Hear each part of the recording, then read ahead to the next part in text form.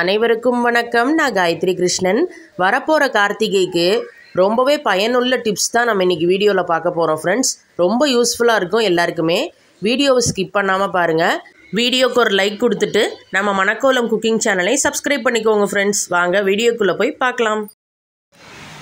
இப்போ அதுக்கு வரிசையாக நம்ம ஒவ்வொரு டிப்ஸாக பார்த்துடலாம். அதுக்கு ஃபஸ்ட்டு நான் இன்றைக்கி புது கார்த்திகை விளக்கு பாருங்கள், 6 விளக்கு வாங்கியிருக்கேன். புது விளக்கை நம்ம அப்படியே யூஸ் பண்ணக்கூடாது. இந்த விளக்கை ஃபஸ்ட்டு நம்ம தண்ணியில் போட்டு வைக்கணும்.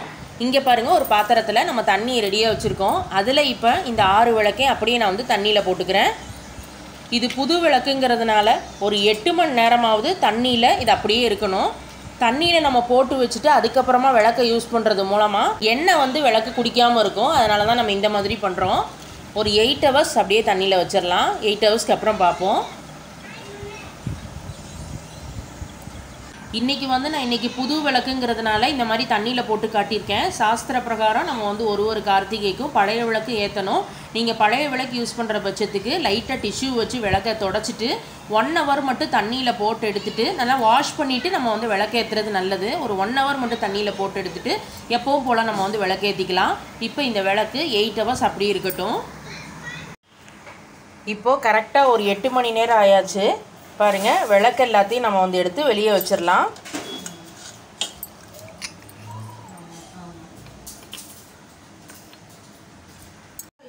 விளக்கு எல்லாத்தையுமே ஒரு காட்டன் கிளாத்தை வச்சு ஈரம் போக நம்ம தொடச்சி எடுத்துக்கலாம்.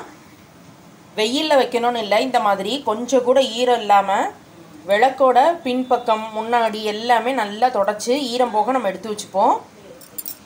பாருங்கள், இந்த மாதிரி ஆல்ரெடி நான் 5 விளக்கு ஆல்ரெடி தொடச்சி வச்சுட்டேன். இப்போ 6 விளக்கும் நம்ம தொடச்சி ரெடி பண்ணியாச்சு. இப்போ நம்மளோட விளக்கு ரெடியாக இருக்குது.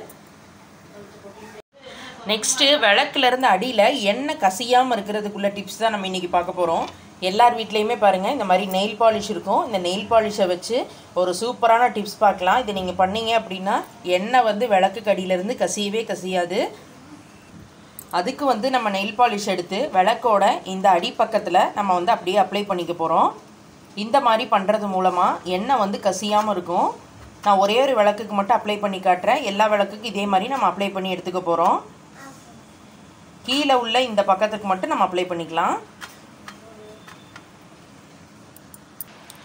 பாருங்கள், எல்லா விளக்குக்குமே பின்னாடி நம்ம நெயில் பாலிஷ் அப்ளை பண்ணிட்டோம். சப்போஸ் உங்கள்கிட்ட நெயில் பாலிஷ் இல்லை அப்படின்னா இங்கே விளக்குக்கு முன்னாடி இந்த இடத்துல நடுவில் கொஞ்சமாக பவுடர் அப்ளை பண்ணிக்கோங்க. பவுடரை லேசாக ஸ்ப்ரெட் பண்ணி விளக்கில் லைட்டாக தடவிட்டு அதுக்கப்புறமா எண்ணெய் விட்டு விளக்கேற்றி பாருங்கள். அப்போது எண்ணெய் கசியாமல் இருக்கும். இப்போ நம்ம நெயில் பாலிஷ் போட்டனால ஒரு நிமிஷத்துக்கு மட்டும் அப்படியே விட்டுடலாம். அதுக்கப்புறமா நம்ம திரி போட்டு விளக்கேற்றலாம். இப்போ விளக்கில் நம்ம சந்தனம் குங்குமம்லாம் எடுத்து அப்ளை பண்ண போகிறோம். அது எப்படி கையில் படாமல் அழகாக அப்ளை பண்ணுறதுன்னு தான் நம்ம இன்றைக்கி பார்க்க போகிறோம். அதுக்கு நான் இன்றைக்கி 2 கப் எடுத்து வச்சுருக்கேன் பாருங்கள். ஒரு கப்பில் ஃபஸ்ட்டு நம்ம மஞ்சள் ஆட் பண்ணிக்கலாம். இன்னொரு கப்பில் நம்ம இப்போது குங்குமம் சேர்த்துக்க போகிறோம்.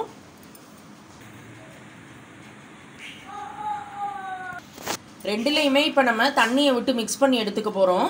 மஞ்சள் நம்ம தண்ணி விட்டு கரைச்சாலும் கொஞ்சம் டைம் ஆச்சுன்னா நீர்க்காயிடும். அதில் இப்போ நம்ம கொஞ்சமாக மட்டும் சந்தனத்தை சேர்த்துக்கலாம், ஒரு கெட்டியான கன்சிஸ்டன்சிக்காக. இப்போ இதில் நம்ம ரெண்டுலேயும் தண்ணியை சேர்த்துட்டு நல்லா மிக்ஸ் பண்ணி எடுத்துப்போம்.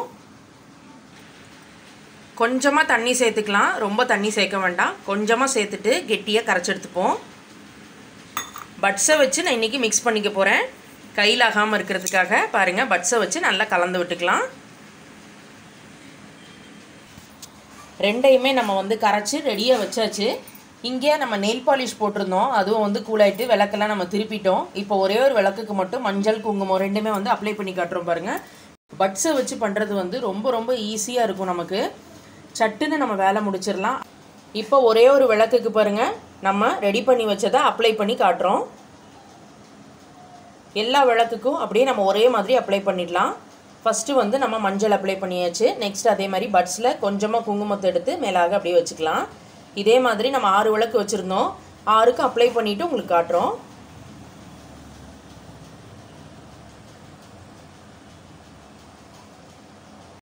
எல்லா அகர்லையுமே நம்ம மஞ்சள் குங்குமம் இட்டுட்டோம். பார்க்குறதுக்கே எவ்வளோ அழகாக இருக்குது பாருங்கள். விளக்கு ஏற்றுறதுக்கு இன்றைக்கி நம்ம பஞ்சு திரி தான் யூஸ் பண்ண போகிறோம். எப்போவுமே பஞ்சு திரியே யூஸ் பண்ணுங்கள். விளக்கு நல்லா நின்று எரியும். இப்போ இந்த திரியை வந்து நம்ம இந்த விளக்கில் போடுவோம்.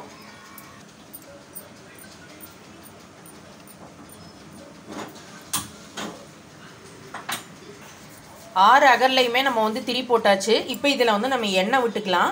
எண்ணெயை வந்து நம்ம டைரெக்டாக பாட்டிலில் வந்து விடுவோம். அதுக்கு இந்த மாதிரி நான் வந்து ஒரு பாட்டில் எடுத்திருக்கேன் பாருங்கள். இந்த மாதிரி சின்ன ஓட்டை உள்ளதாக நீங்கள் எடுத்து எண்ணெய் அப்ளை பண்ணிங்க அப்படின்னா வெளியே வந்து எண்ணெய் சிந்தாமல் அழகாக நம்ம வந்து அகலுக்குள்ளே கொஞ்சம் கொஞ்சமாக நம்ம வந்து விட்டு ஏற்றிக்கலாம். வேணுங்கிறப்பெல்லாம் அழகாக விட்டுக்கலாம். இந்த மாதிரி 6 அகல்லையும் நம்ம வந்து எண்ணெய் அப்ளை பண்ணிக்கலாம்.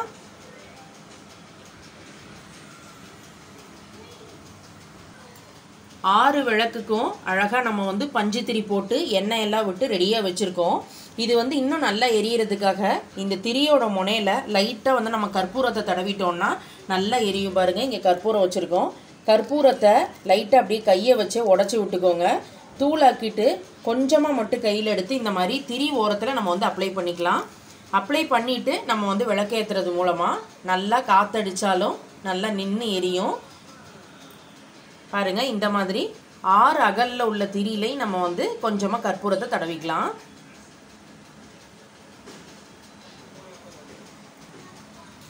இப்போ இன்னொரு டிப்ஸ் என்னென்னா, சப்போஸ் வந்து தரையில் இந்த மாதிரி நம்ம விளக்குலலாம் எண்ணெய் விடும்போது ஒரு 2-3 ட்ராப் எண்ணெய் வந்து கீழே சிந்திட்டு அப்படின்னா அதை ஈஸியாக க்ளீன் பண்ணுறது அப்படின்னு சொல்லிட்டு பார்க்கலாம். நம்மக்கிட்ட எப்போவுமே அரிசி மாவு, கோதுமை மாவு, மைதா மாவு ஏதாவது ஒரு மாவு இருக்கும். அந்த மாவை அப்படியே ஆயில் மேலே அப்ளை பண்ணிவிட்டு நீங்கள் லேசாக அப்படியே திரட்டி எடுத்தீங்கனாலே பாருங்கள் அழகாக கொஞ்சம் கூட அந்த எண்ணெய் பிசுக்கு தரையில் இல்லாமல் அந்த மாவை மட்டும் டிஸ்கார்ட் பண்ணிவிடுவோம். பாருங்கள் கொஞ்சம் கூட அந்த எண்ணெய் பிசுக்கே இல்லை, தரையில் க்ளீன் ஆகிடும். இதுவும் வந்து ஒரு டிப்ஸ் தான். எப்போவுமே நம்ம விளக்கேற்றுறதுக்கு முன்னாடி ஒரு சின்ன கோலம் போட்டுட்டு அது மேலே தான் நம்ம வந்து விளக்க ஏற்றி வைக்கணும். அதனால் ஒரு சின்ன கோலம் மட்டும் போட்டுக்கிறேன். கோலம் போட்டாச்சு. இப்போ ஒவ்வொரு விளக்காக நம்ம இங்கே வந்து எடுத்து வச்சிடலாம்.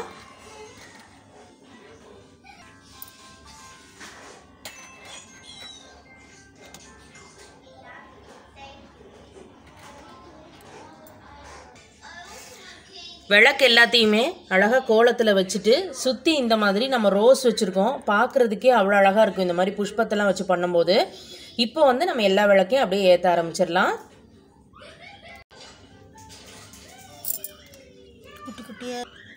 விளக்கு எல்லாத்தையுமே நம்ம வந்து ஏற்றியாச்சு.